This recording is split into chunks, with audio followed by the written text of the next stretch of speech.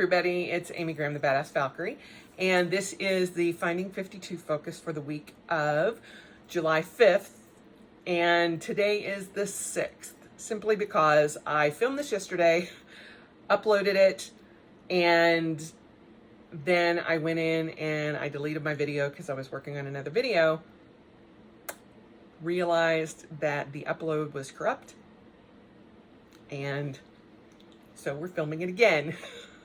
I did not realize that until later in the evening, and I was in my pajamas and everything. I was just like, oh, no, thank you.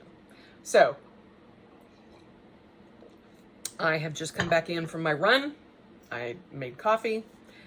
The sun is coming up, so I apologize for the weird shadows and such, but it is what it is. This week's focus is knowing yourself, because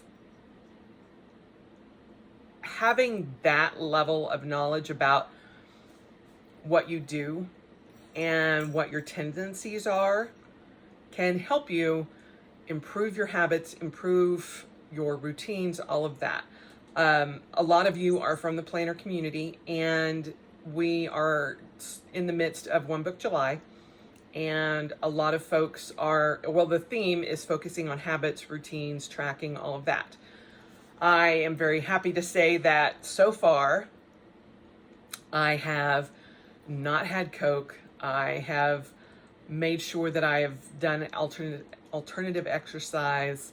A lot of the habits that the goals that I've set for July have been going well. And as of yesterday, I am down 3.5 pounds just from not having Coke. Yeah. Knowing yourself is part of making sure that you can go and follow through with your habits and your self-care and everything else that you usually track. And I know that if I have Coke in this house, I will drink it. I will drink as much of it as I possibly can. I cannot limit myself. I cannot go, I'm just going to have 1, 2, 7 cans a day. No. I will drink nothing but Coke pretty much the entire time. My water goes down drastically. I will try to use water when I'm taking my medications and such, but to go, okay, we're done, it's water from here on out, that does not work when there is Coke in this house. So I know cold turkey is the only way that I can stop. And so far, it is now the 6th, it has worked. With coffee, which is what I've been using as a stimulant replacement so that I could stop that without the caffeine headaches. I know that at noon, I can't continue to drink coffee, otherwise it affects my sleep. Why I can't turn that off with Coke, I don't know. I'm sure it has something to do with the chemical addiction that is within those wonderfully caramel colored droplets, but with coffee, I reach a limit. I know that sounds kind of crazy, but I do. And I can turn it off and go, okay, at noon, we're just drinking water. And there you go. That happens very easily. It's a habit that I can maintain, and I know that it works for me. You know, some people are like, oh, well, you should just do Coke Zero, or you should just, limit yourself, or put it behind a locked door, or have your husband be a gatekeeper for it. No. There is nothing beneficial to the point of me having it gatekeeped that I want to have it in my life, because it's no, I can't do it. And there's no reason to make Greg be a gatekeeper for something that I don't need anyway. So I have learned that about myself, and I know that about myself. I know that I can't have snacks and such in the house that I love and be able to stay on a more clean eating type routine, which is what I'm doing for the month of July. And I am eating whole foods, more vegetables, trying to limit my carbs eventually so that I can cut them out. But I haven't had excess sugar for a couple of days. When I've had a bad craving, I have gotten we had like a half a bag of Cinnamon Toast Crunch cereal. And I will get like a small cup of the cereal just to get that craving out of my head, because I know about myself that will eat at my brain until I squelch it. And that's how I have gotten through this so far. I know it's day 6, but that's huge for me. And I know that now that I've gotten to this point, it's much easier. Day 1 through 5 are usually the hardest for me, because I can make deals with myself and go, okay, well, we're going to do this. It's at the beginning. We can do this. We can do this. We can do this. And it'll be fine. It'll be fine. It'll be fine. No, it's not going to be fine. I have to shut that down in my head. And, some of you are like, well, you had the Cinnamon Toast Crunch. Yes, I did. But it's because I know that if I hadn't done that, I'd gone completely off the rails. And I have gone to Walmart. I have gone to the grocery store. I have gone to different places that have things that I love and want, but I haven't gotten them. That's not to say that I don't have things in this house. There are chocolate covered paydays. There are truffles. There are other things that Greg likes, but I don't. And I'm like, I know it's there if I have to have something to kick that craving or to get it out of my brain, but I haven't needed to do that. And American chocolate is not something that I'm like, oh my God, I must have it. Now, if I had European chocolate in this house, it would not have lasted. Same, like I said, with Coke. I can't have it here. I just can't. And I've also, asked Greg, if we're out, don't let me order something. He's like, yeah, but I hate to. I'm like, I know. And I hate making you a gatekeeper like that. But when we're at a restaurant, sometimes I'm just like, oh, an ice cold Coke would be really good. And it's easier for me to make that decision because it's like, it's just at the restaurant. I don't have it, sitting in my counter calling my name, which I know y'all are like, you're a grown ass woman. Really? And I'm like, it calls to me. I can't control it. So I don't have it in the house. When I go out, sometimes it's very hard for me to say no, but I am committed to this. And I know myself enough that it's always in my brain going, don't do it. Just don't do it. It's better if you just don't do it. And so, sorry, the sun is creeping up, so you're seeing that glare. But knowing yourself and knowing what your limits are, it makes getting back into good habits easier. And knowing what your triggers are. Like I said, Coke is the biggest trigger for me, bar none. If there's, I can say no to a lot of things. But if somebody like popped open an ice cold can of Coke, it's like, you want some? I'd be like, yes, please. But, if somebody had, a piece of birthday cake with buttercream icing, it'd be hard for me to say no too. I know that those are the things that affect me. I also know, hence my outfit this morning, if I don't get up and immediately get out the door and run, I will procrastinate to the point where it's too hot and I don't do it. Or I cut my run short. Or I just, I'm like, well, it's too hot. I can't push myself. So getting into the habit of, as soon as I wake up, I don't put on pajamas. I don't do anything. I put on my running clothes. I get out the door. During the winter, it's a different routine because it's way too cold at 6 o'clock in the morning.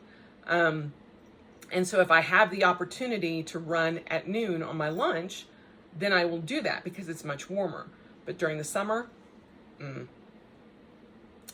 this girl cannot tolerate the heat like she used to. Not even close. And so I know that if I don't get out first thing in the morning when it's cooler, and by cool, I'm saying it's like 70 to 80. If it's after 80, I'm just like dying. And I'm like making every excuse in my head going, no, we just need to go home because it's too hot. You're going to, push yourself too much. And so I know that I will start giving myself excuses. And so out the door, first thing, as soon as I get up, it's pleasant. I enjoy it so much more and I get it done. And then I know, okay, what else do I need to get done, to make sure I get my 11,000 steps for the day? I get a bulk of them done. I get about 8,000 steps done just on my run. And then the rest of the day is easy, between laundry and doing everything else, 3 floors of the house or work or whatever I need to get done. It's easy to get my steps in. And so it kind of like it's a domino effect. But if I miss that initial habit, it is so hard to catch back up.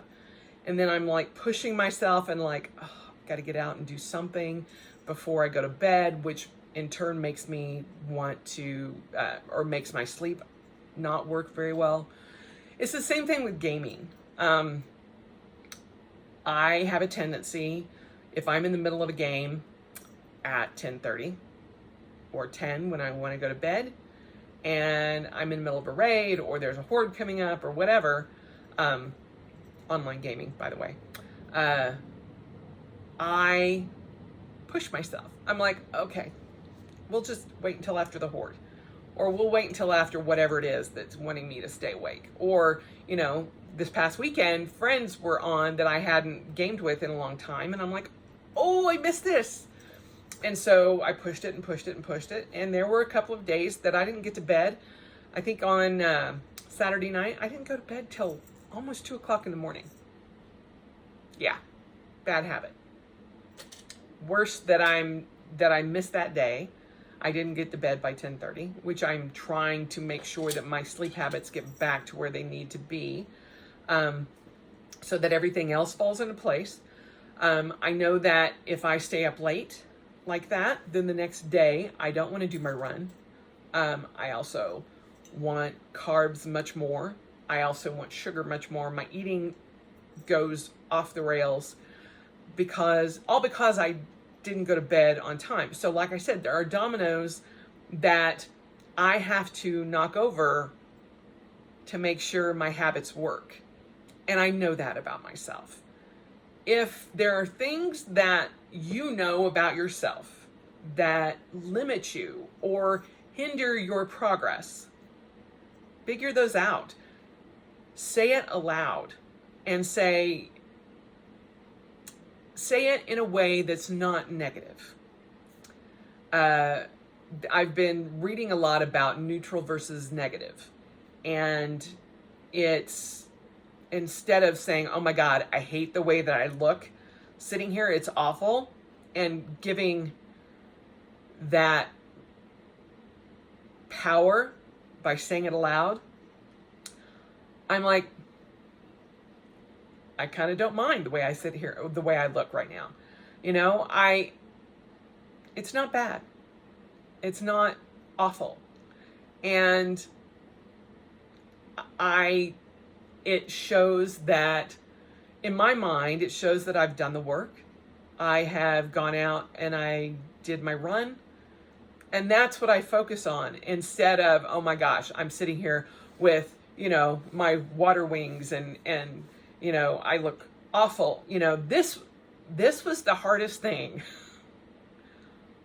bar none, to get past during, see, still even going to the gym in a tank top. Oh my gosh. After all my weight loss, it was the single hardest thing ever to be in a gym with fit people and have my arms like this. Still hate it. As you can tell, I'm like covering everything. But I've got to a point where,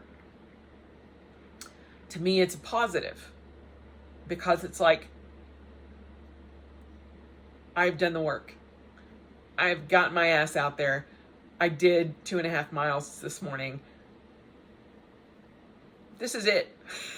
This is what y'all get, and it's, I don't know, badge of honor to me. I mean, it's cooler for me. It's more comfortable for me. And if I'm not doing what is the most comfort for me, I'm not going to do it. So it's like, okay, you're running in the morning because of the heat. Why are you going to put on a t-shirt or, long workout pants? It's like, get out in what is comfortable for you and do the work. Who cares what you look like when you're doing it? I'm like, this is me. This is me, more me than anything else, usually, because I am running or doing some sort of exercise, during the day. And this is how I'm most comfortable. To be all made up, have my makeup on, have my hair perfect, in the perfect outfit. That is not so much me. If y'all want to know the real Amy, this is her. This is her. Sweaty, no makeup, hair kind of, usually I've got a sun visor on. And this is who I am to my core. I am an athlete. I'm a runner. I'm a fighter. And this is who I've missed most during the pandemic. It is amazing what, going through the routine of getting out, doing my exercise, getting that endorphin rush. And I know a lot of people don't get that endorphin rush, but knowing that I am doing what's better for my body and the benefits that domino knocks over is paramount to keeping me sane, flat out. And while during the pandemic, I was running every day, but I was also gaining weight, I know that I gained not nearly as much as I would have had I not been running every day and doing things every day. And there are those people out there that are like, well, if you were running every day, you wouldn't have gained weight. No, you really would have. And, everybody can, judge me all they want, but I know that it was because I was not eating correctly while I was running every day. I know that. I also know that I was drinking Coke and putting more calories in my body that I should not have. And this first week of tracking all my macros, I'm like, oh, well, look at that. Look how low my protein is. Look how high my carbohydrates are. I'm like, dang, this is me trying. This is me watching what I eat, tracking everything, and I'm like, it is still totally out of whack. But in my head, I had been like, I'm eating perfectly well. I'm eating more vegetables. I'm doing more protein, blah, blah, blah. What? And so I know, looking back, I was fooling myself. And, you know, Coke aside, constant carbs, I know that. I know that I was not eating as well as I should have. I am still not where I want to be, but I am back on the road to getting to there. And hopefully by the end of July, I will be able to either, you know, transition into something better. And, you know, so many people are like, well, just do keto or do paleo or do Whole30 or do, you know, whatever. And I'm like, I kind of do a conglomeration of that. Because of my liver disease, I can't go full keto, even though I'm leaning more towards that. And I've said this in past videos. I do what I call Fit for Life, which is Whole30 and like the Mediterranean, and I think Fit for Life is actually the full name of that. But the conglomeration allows me to have butter and bacon. And I'm sorry, but if I don't have butter, bacon, and coffee in my life, there's really no use to live for me. I can live without Coke. I can live without sugar. I have found alternatives for my creamer, and I'm in the process of transitioning to the superfood creamer, which is actually surprisingly good. So I am weaning off of my chocolate caramel onto the Laird's superfood creamers, and it's actually been pretty easy. I'm like, even with my cold brew coffee, I'm like, this has been really good. And a lot of times the creamers that I've tried in the past did not transition from hot coffee to cold brew. And this one seems to be doing, you know, both. So that's been a positive for me.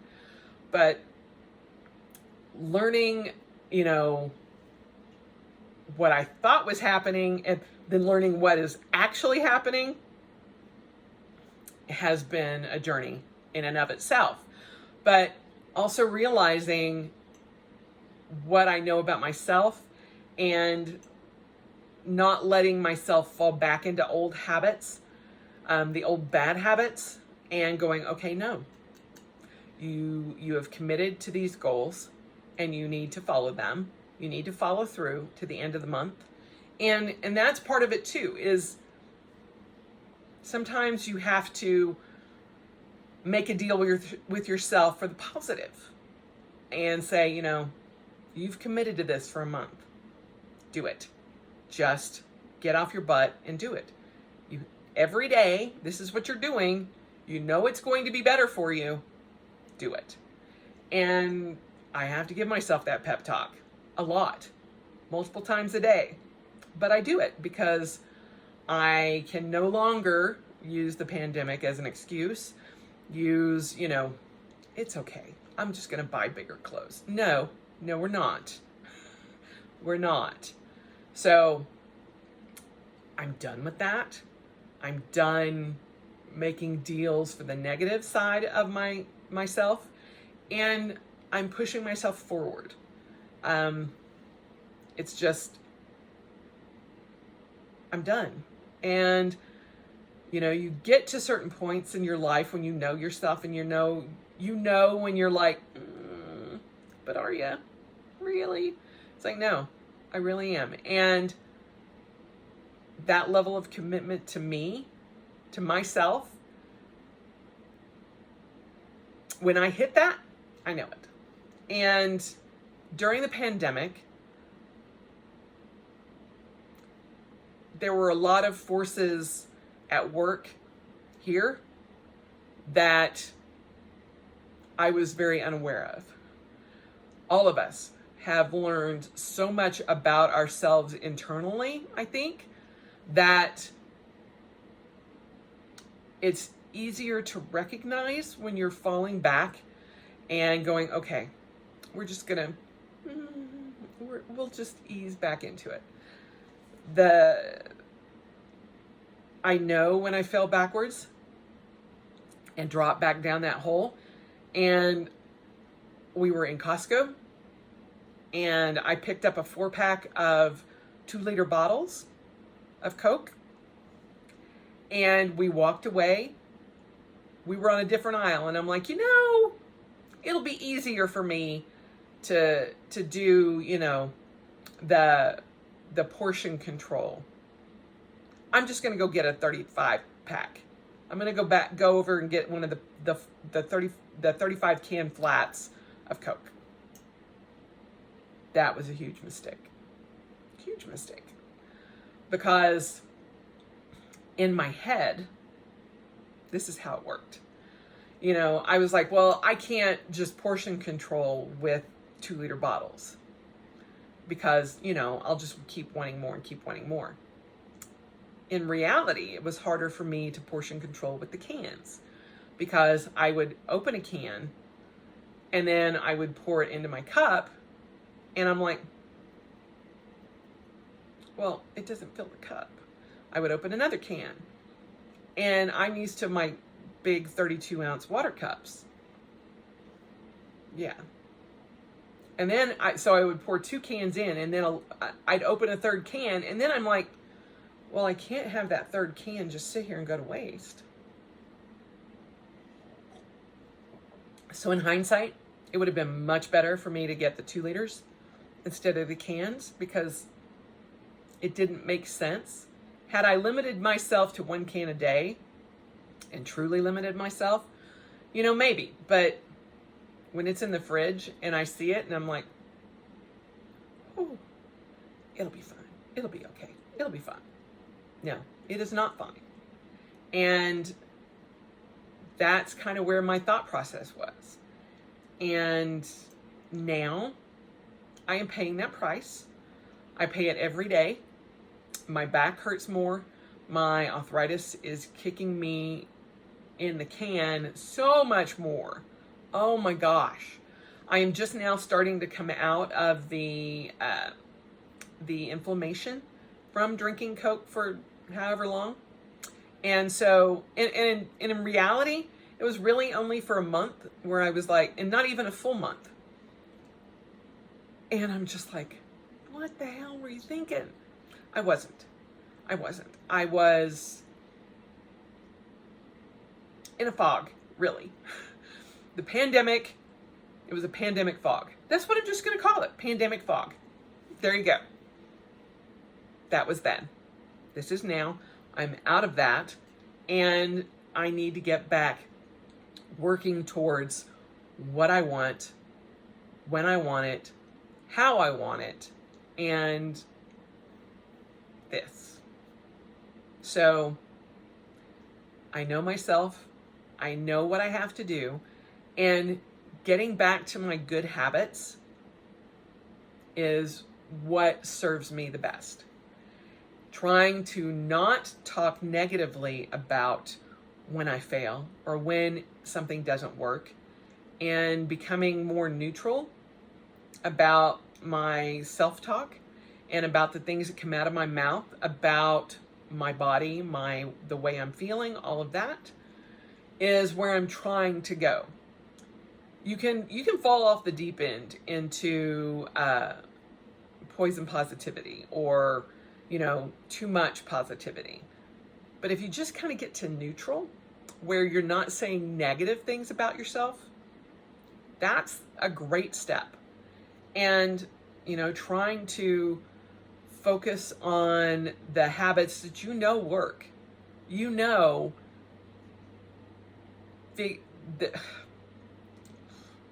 What works. Where your downfalls are, and when that person in your head starts kicking in and you're like, okay, you just need to shut up and try to figure out a way to block that and get out of the pandemic fog.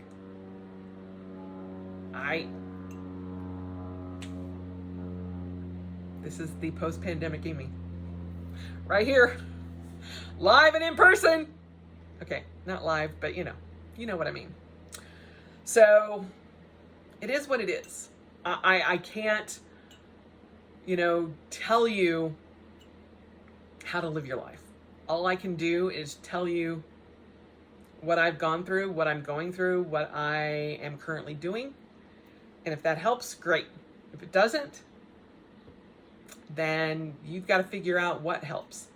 But this is what helps me, and I truly, truly appreciate all of you guys that, comment and give me words of encouragement and help. A lot of the self-care from last week, the suggestions, I'm like, I should go back to the library. Oh my gosh. I think that would actually help me read more, because I'm like, oh, I gotta get that library book back. But it's been at least 7 years, probably closer to 10, since I've had a library card. And I'm like, why? I should do that. I know there are a lot more things that are available at a library, but I haven't set foot in one in forever, So giving those suggestions have been great. Giving your support has been amazing. And, I'm trying to get back into routines, except for when the video goes away. So I do apologize that this is coming up a day late, because, I was in makeup. I did everything. Yeah. I'm like, we're just going, this is me. Like it or not, this is me. So are there ways that you're coming out of this pandemic fog? I'm going to stick with that because I kind of like it. That, have been helpful. Have you realized things about yourself that you didn't really know prior to the pandemic? I have been amazed at the amount of not really negative self-talk, but bargaining that has gone on in my head, or things that I have given into because of the pandemic. Even when I was like, I know it, but then I fell back into it. So knowing that I am so easily swayed like that, I have now, clamped down on it and realized that, and know that that's an issue. Not bringing Coke back into this house the rest of the year. Maybe New Year's Eve, like I traditionally do. Maybe. But it's not coming back in this house prior to that date. And in New Year's Eve, I'll be in Vegas with my best friend Kelly watching the Go-Go's. So probably not even then. I'm thinking that for New Year's Eve, I'll probably have something a little stronger than Coke. But we never know. Never know. Anyway, I hope you guys had a great 4th of July, Independence Day, for those of you who are not in the U.S. We stayed at home. Greg made ribeyes and shrimp for dinner, and we watched The Tomorrow War. That was our celebration. So, although I'm kind of sad that I didn't watch Independence Day, I love that movie. Absolutely love that movie. And Harvey Fierstein. David, why did I send my mom to New Jersey, David? I love that voice. Love it. Anyway, I hope you have a great week and that you figure out things about yourself that you know are triggers or are problems that hinder your current good habits, and that you recognize those and acknowledge them so that they don't become an issue. Anyway, have a great day, and I will talk to you soon.